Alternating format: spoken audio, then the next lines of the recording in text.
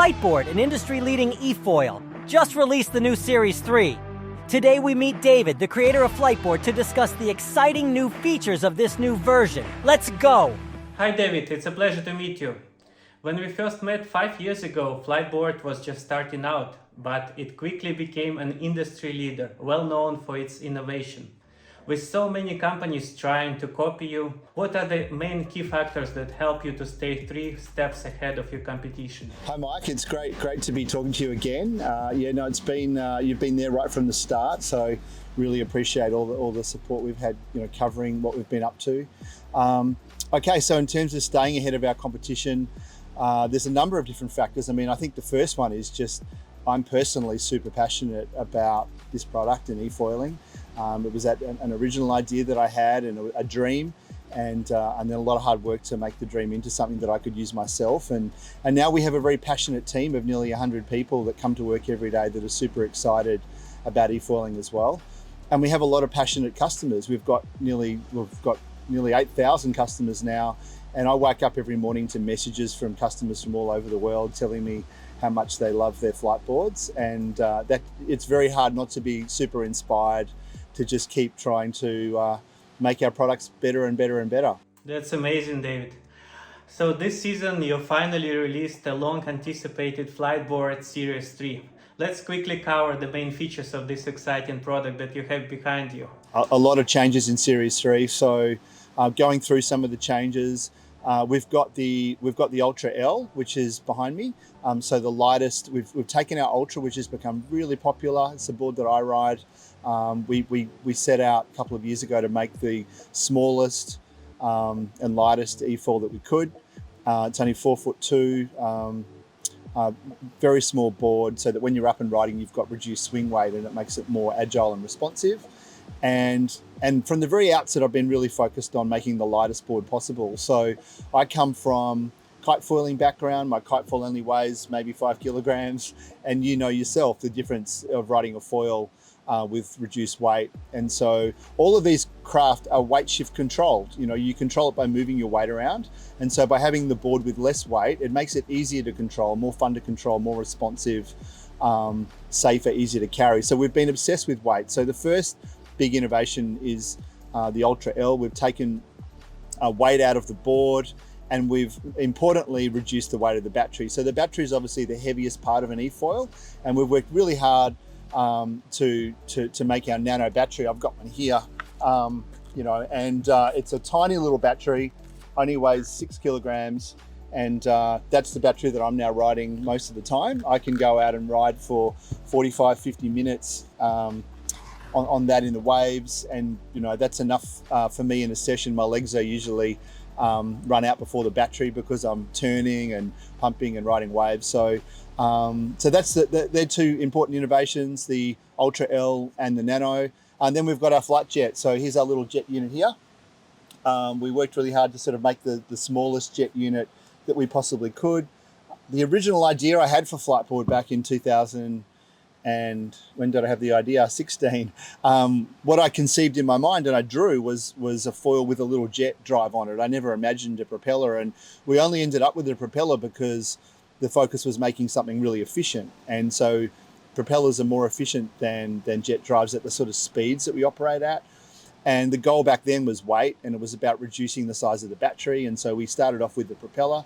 But it's great to be able to launch a jet now, and also our great dual drive system that allows people to just screw this on and onto any of the Series 3 foils, take the propeller off, screw this on. You can see on this one, actually, I've just noticed it says PJ601. So this is the first prototype of pump jet iteration 6. So what we launched with is our 6th generation pump jet, and that's what we do with R&D. We start off with a concept, and this went through 6 iterations before it got to market. Each iteration went through a lot of testing. We made multiple prototypes. We did tank testing, we did CFD testing, and it's a really simple, clean design. You can see I can screw this nozzle off, and you can get access to the system inside there. So that's our jet, and it's great to be able to offer different types of experiences to different customers. And the jet is a bit quieter than the propeller. It's smoother, and you don't have the same amount of turbulence going over the stabilizer, and you can notice that, but it is less efficient. And so for me, we've got some birds flying around in the background, part of the Byron Bay environment here. And so for me, I like using the Ultra L with the True Glide prop, because it just means I can use the Nano battery and get a longer runtime, and I still get more glide on the waves out of the True Glide prop than I do out of the jet. But if I was riding in flat water, and for example I was on a boat and I had bigger batteries or more batteries, I'd love to use the jet. If I was putting kids on the board for the first time, or safety was really important, then I'd use the jet. So there's different, it's a little bit like sports cars these days, the choice between, do you want a fully manual transmission, or do you want the kind of Tiptronic automatic gearbox? And there's different preferences for different users. And so to start off with, we decided to give people the choice, and you can swap between the two, which is great. So they're important innovations. We've also got this bird's really trying to annoy us in the background. And then we've also got our new cruiser jet wings that go with the jet. And so there's one of those on the Ultra behind me. Really great wing. We've learned a lot about wings and hydrofoil design over the last 5 or 6 years. And so we took all of that knowledge and put it into that wing, and we wanted to make something that was really efficient for the jet, to improve the efficiency of the jet. And it's the 1500, there's a 1500 square centimetre, 1800 square centimetre. The 1500 wing is a great wing. It's still very responsive, and it's not as responsive as a flow wing, but it's more responsive than the original cruiser wing. And I've been using it on the Ultra with the True Glide prop, and it's amazing for catching waves, because what we're finding is that the weight and the drag of an eFoil system, you need to get that lift to drag ratio right, and having and for me as a nearly 90 kilogram rider, having a bigger wing, a bigger but thinner wing, that is medium aspect, is perfect. And so I've been having a great time, out riding. That's what I mainly do, is catch waves, let go of the trigger, and I can, and I use the Flight app to track all of this. So I think I got a 700 meter ride last week. I'm going out and getting maybe 4 kilometers on a Nano battery of unpowered riding, which is great, and linking between waves and pumping between waves, and doing it all without actually touching, without getting my hair wet, and for some people, they'll say, well, I'd rather be surf foiling and paddling, and that's great. I'm very time poor. So for me, I know I can grab this is my house where I developed Fliteboard, where I am now. I can grab that board, I can go straight out there, I can be back here in 45 minutes, and I've had an amazing session and caught 40 or 50 waves. And it's really, I just find that really fun, and that's what I love doing. But obviously we have boards in all sorts of situations all around the world, and particularly in the Mediterranean, where it's flat water and off the back of yachts and things. So, our wings and jets and boards are great in those situations too, and the lightweight as well. So other things we've redesigned all of our carbon fiber boards, new finishes, more premium finishes, deck grips that we've custom designed and developed, new silicon handles that are really durable. We found that the EVA ones that we were using, they can get sort of dirty and worn out, and so we've gone to the extra effort to design and mold our own custom handles specifically for this application. And then we brought out our fiberglass range as well, so we've made a lower price board and really brought down the starting price so that people can get into fliteboarding at a lower starting price. So now we've got a really big range. We've got 3 different batteries: the Nano, the Sport, which is still great, and that's the battery that I use when I'm riding the jet, and the Explore for people that want a long ride, want to go exploring, or share their board with a few different family members on one charge. And then we've got a range of different boards and finishes, from our inflatable through the Fliteboard, the Pro, and then the Ultra. So there's a lot there. And we've got an amazing partner network, and our dealers can help people, or our team at Fliteboard can help people work out what the right setup is for them. So yeah, a lot there in Series 3. All right. So now on your website, in terms of the riding time, you have a special calculator that helps people to calculate the riding time depending what kind of the propeller or the jet they're going to use.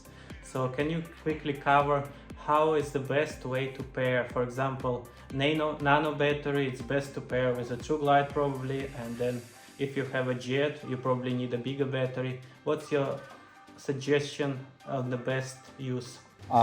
Customers all around the world are using the app and they're logging their rides, and we have ride data for 66,000 rides, and each one of those rides is logged about 35 parameters a couple of times a second.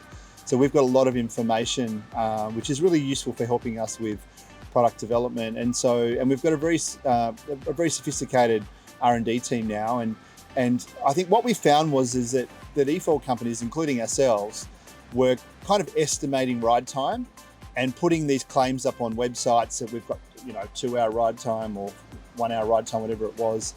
And I think it was quite confusing for customers, because a lot of, all of the companies were putting up the longest ride time they could. But then customers' expectations weren't really being managed. So we thought this year that, as a market leader, that we would get a bit more scientific about it and really do some work to give people the ability to really understand the implications of what to expect from different batteries, different wings, for different weight riders at different speeds, because it's really dramatic, and so there's a huge difference in ride time that you can expect based upon your weight, the speed you ride, and the setup that you're using. And so that's why we built the ride calculator. So it's great. I encourage people to go and check it out on our website. There's a link up on the homepage where we've got our kind of ride stats there, and so you can visualize and see the differences. So at the moment, I've got the ride time in front of me, the ride calculator. So if I'm on the open prop, so that could be the True Glide prop or the standard prop without the guard, an 80 kilo rider using the Cruiser Jet 1800, which is our most efficient wing with a Flitecell Explore, can ride for around 2.5 hours. If they change to the Jet, it's around 1 hour and 45 minutes. That's for an 80 kilo rider, and they can travel around 29 kilometers. And so there's quite a big difference between a prop and a jet in this sort of application at this speed. And you can see the graph there, and as you go faster, that ride time decreases. So if the rider wanted to ride at 30 kilometers an hour, then with the jet, they'd get about, which is quite fast for eFoiling, as you know. With the jet, they'd get about 40 minutes. And with the open prop, they'd get around 1 hour. And so you can see the differences that it makes. So it's a really great setup for that. If we go to a lighter rider, and for example, rider weight makes a huge difference. So a 60 kilogram rider can all of a sudden ride for 3 hours and 20 minutes with an Explore battery and a Cruiser Jet 1800, which is a really long time, So, and I don't think many riders would be out riding and foiling continuously for 3 hours and 20 minutes. So it's a really good example where if you're a 60 kilo rider, you could go for the Nano battery and ride for 1 hour and 20 minutes, which is a pretty good ride. And if you're a 60 kilo rider, it's going to make the board so much easier to carry and maneuver and safer when if the board hits you, for example, there's less weight in the board. So it's really great to be able to play with that calculator and get a sense of the right setup. So in terms of advice, yes, I think the Nano battery is best paired with the open propeller. So again, it could be the True Glide prop or the standard prop. Every Fliteboard by default comes, unless you specify the Jet or the True Glide prop, comes with a prop guard installed, but also a ProTail cover. So you can take that prop guard off and swap it with a ProTail cover and use an open prop as you gain more experience. And so, and then you can also swap for the True Glide prop if you want to ride waves, or you can specify the Jet or upgrade to the Jet later. And so you can see the different setups there. So the Nano is going to be good for light riders who could be using the Jet, or it's going to be good for anybody who's using an open propeller and really wants that maximum responsiveness. If your priority is safety in the jet and you're a heavy rider, then having a bigger battery is definitely going to be a good upgrade. It's going to give you more runtime. There's different use cases. If you're on a boat, for example, and you're going out for short rides and you've got access to charging and multiple batteries, then having a couple of nanos is probably going to be better than having an Explore. If you travel a long way to get to the beach and you go out for long rides, then having an Explore battery so you can go on big adventures is going to be the best bet. The Sport battery is in the middle, and that's our default battery, and so that's what we recommend for most people. Start with the Sport, and then based upon your use case, if you're light, want to catch waves, go Nano. If you're heavier, want to use the Jet, go to the Explore. So that's probably the best way to look at that. I think the other thing is that the Jet is, in terms of the prop and the Jet definitely works a lot better with bigger wings, and so putting a small wing like the Fly wing with the Jet it's an incredible ride, but it's going to be harder to get going unless you're quite a light rider, and you're going to have less runtime than if you're using a bigger wing, unless you're riding at really fast speed. So this all sounds probably quite complicated, but I think the thing is that I think our customers really enjoy trying different things and having different experiences. And a lot of Fliteboard customers start off with a Fliteboard, which is a great place to start. And then they go from there, and they can go on a journey to try different wings and try different things and go down different pathways for their riding, whether it be wanting to catch waves and ocean swells, or going exploring, teaching friends, or riding faster. And so we've got the ability to give people the choice to be able to try these different things. All right, sounds great. So as you know, one of my favorite experiences with eFoiling is riding in the waves. So the eFoiling industry is now offering 3 types of propellers. We have a jet, we have True Glide, and we have a folding prop. So based on your experience, I'm sure you tried all of them. Can you say pros and cons of each type of propeller in terms of wave riding? The option that we offer for wave riding is the True Glide prop. We developed that a couple of years ago. I think the advantages of that are that you do get very good glide. We've got people, and you've seen the Flight app, getting rides for 1 kilometre unpowered. You've seen the videos of Kiahi and Adam Bennett's. There was a video the other day of Adam Bennett's. He's actually now with that Cruiserjet 1500 wing and the Nano battery, pumping back out from catching a wave to get the wave behind without turning the motor back on. So, and that's how good a glide the True Glide prop has. The thing about the True Glide prop is versus a prop folding propeller, which I haven't used extensively, is that it's the same propeller it's the same base propeller as our standard propeller. So it's a very efficient ride, and it's very easy to transition onto a wave and off a wave and have maximum speed. And you don't have the vibration that you get from a folding prop and those sorts of things. So all the boards that I use, and I've got a boat, I've got a house here, I've got boards in different places. I just have a True Glide prop on every board, whether I'm using it in flat water or waves, I never change it.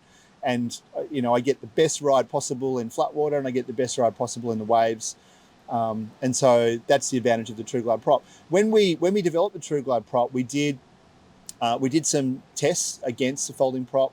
And what we found was that our system with the unibody fuselage and the True Glide prop was around the same drag as other systems that have the motor mounted on the mast, that potentially have a little bit more drag with a folding prop. So potentially the folding prop has slightly more glide than the True Glide prop, but I think right now overall the True Glide prop's a great setup.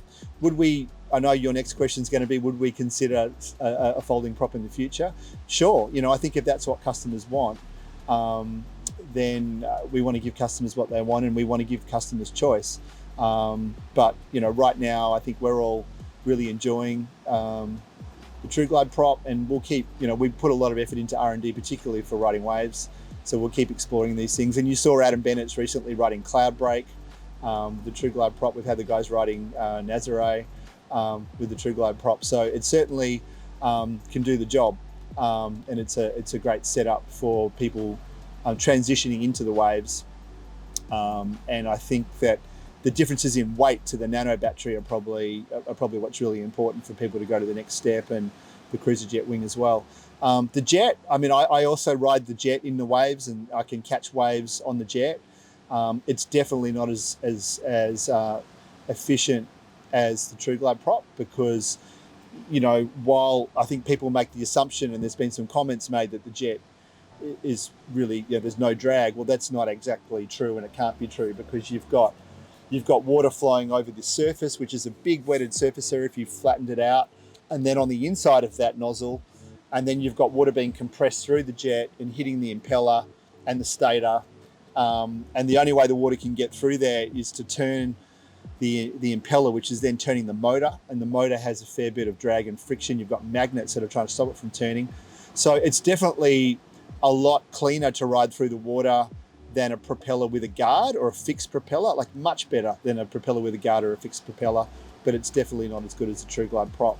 But again, I think what I've been finding is that reducing the weight and reducing the swing weight, you know, is really important as well, to give you that real control over the foil, because it is you know, a weight shift controlled device, and that's where this little Nano comes in. So but yeah, I think as soon as if customers start off with a prop and the duct, which is again our default setup, it's got a lot of power, it can get heavy riders up and going really easily, it's you know, a bit lower cost than the jet as well. It's a great place to start when they feel confident that they're not going to, you know, fall on the propeller, for example, and they can jump away cleanly. Removing the propeller guard is a great thing to do. It really makes the board, you know, a lot more responsive, getting rid of that duct. And then, you know, the True Glide prop is another step further when you're unpowered.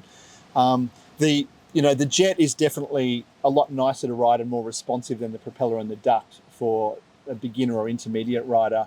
And a lot of that is that it does have a lot less drag than that duct, and the circumference of this really makes a difference. You know, having a big propeller and a big duct, you know, it's you get a gyroscopic effect like the wheel on a push bike, but on the wrong axis. And so reducing that diameter really does make the board turn really nicely, and getting rid of the duct on the propeller does the same thing.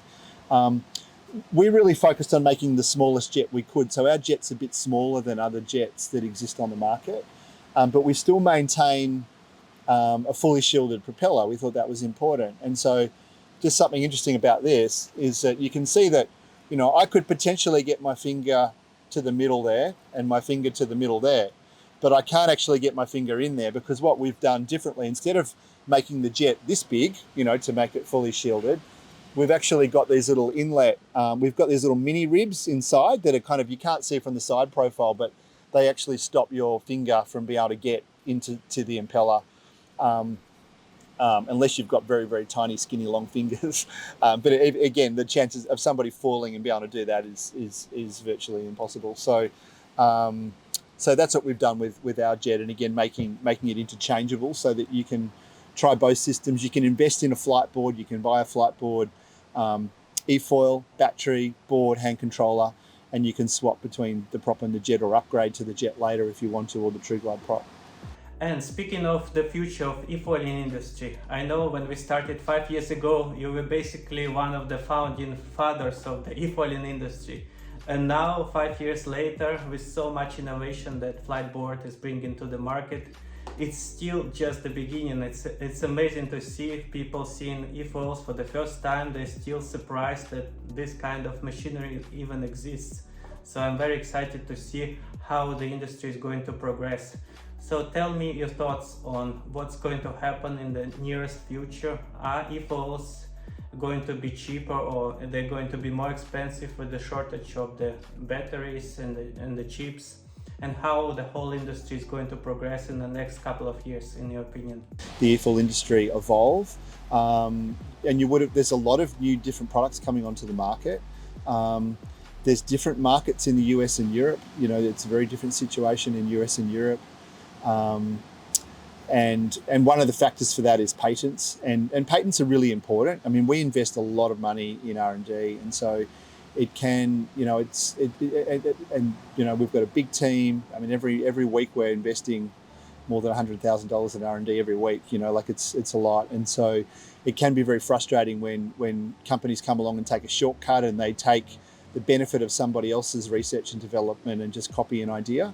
So that, you know, that, and we will be, you know, it takes a long time to get patents granted, and to the point where, you know, and there's no point in going and pursuing somebody for patent infringement if they're not really selling boards yet, or a large number of boards. So I'm going to say that, you know, patents are not really customer friendly and it stops innovation. It's actually the opposite. I mean, no one's going to really invest properly and really doing this properly at a large scale without the benefit of patents. So so that's going to shape the market a little bit, and will probably make it a little bit harder for really small players to do things unless they come up with really unique and innovative ideas. But coming back to, like, it's so exciting. You know, I think what we're seeing is a lot of new companies coming up with different ideas, launching. There's a lot of different options. There's different price points, different points in the market. You know, if you're on a super yacht, which is a big part of our market in Europe, it's probably more than 60% of our market. You want the best product possible. You want the safest battery. You want the best experience for your customers. And that's quite a different part of the market to somebody who just wants to try flying above the water for the first time, and they have a budget and they just want to give it a go, and they want to spend a lower amount of money.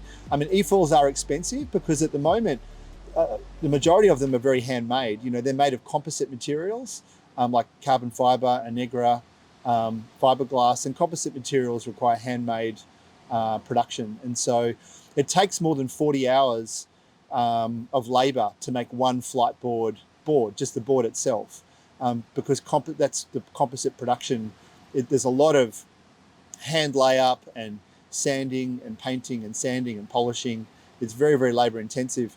Back, you know, Henry Ford really, you know, I suppose innovated the modern production line, and you know, a Model T Ford took about 93 minutes to assemble. Compare that to, you know, 40 hours for putting together a Fliteboard. So I think one of the things impacting price at the moment is that they are low volume and they need to be lightweight, because the weight shift is so important to the way that they're controlled.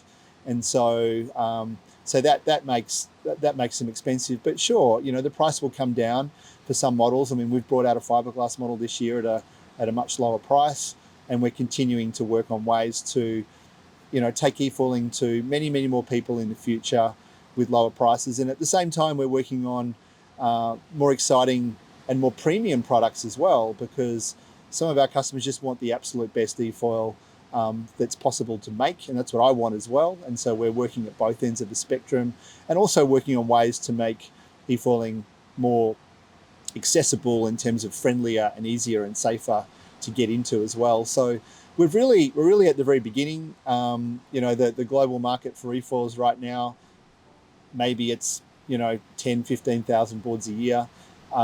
That's not really very many compared to windsurfing at its peak in the 80s. It was 300,000 boards a year.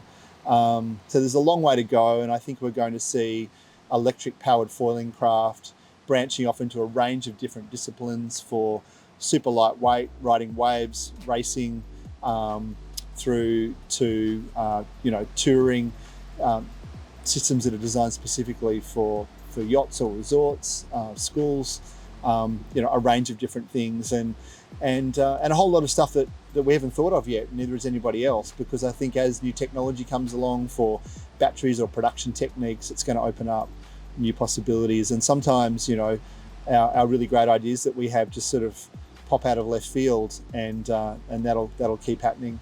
So a really exciting few years ahead. There's still a long way to go in terms of awareness for eFoiling. And so I know that there was a survey done in the US that said that only 30% of boat owners actually know what an eFoil is, and that's people that own boats. So a lot of people don't know what an eFoil is. They've never seen it. You know, it's going to take time for the sport and to evolve, and the market to evolve as well. But it's got a really exciting future ahead of it.